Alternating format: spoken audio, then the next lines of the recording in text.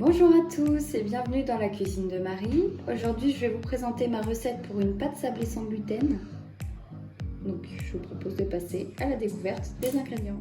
Alors, pour réaliser cette recette, vous aurez besoin de 250 g de farine, 100 g de sucre, 120 g de beurre, un œuf et une pincée de sel.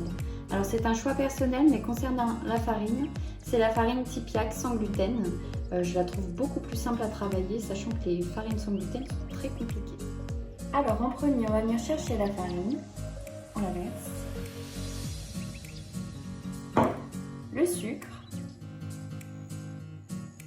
et la pincée de sel. Comme ça, on a l'intégralité des ingrédients secs et on va venir mélanger à l'aide d'une cuillère. Hop, c'est terminé. On va rajouter ensuite le beurre. La totalité également. Alors c'est du beurre pommade, hein. Vous le laissez bien en dehors du frigo avant de commencer la recette.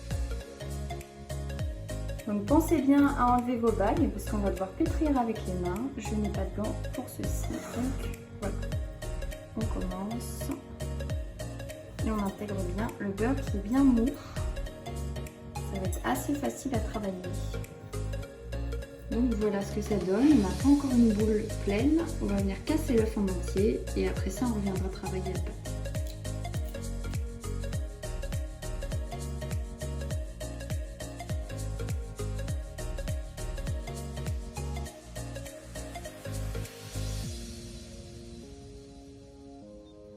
Maintenant je l'ai posée sur la planche et on va venir juste un peu la travailler encore. Pour bien tout mélanger, hop, on récupère les petits bouts.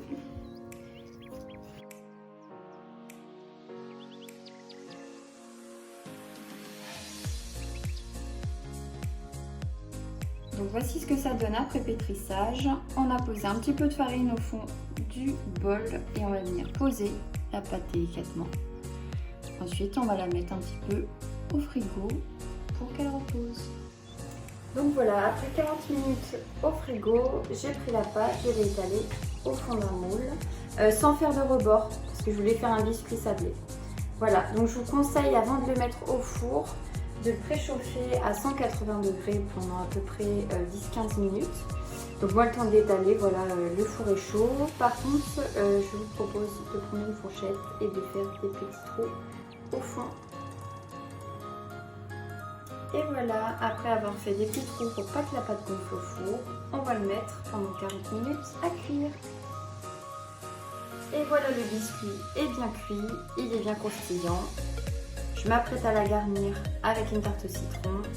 Je vous laisse aller voir en suggestion la recette tarte au citron. Et je vous mets une photo également de la tarte aux fraises que j'ai faite la semaine dernière.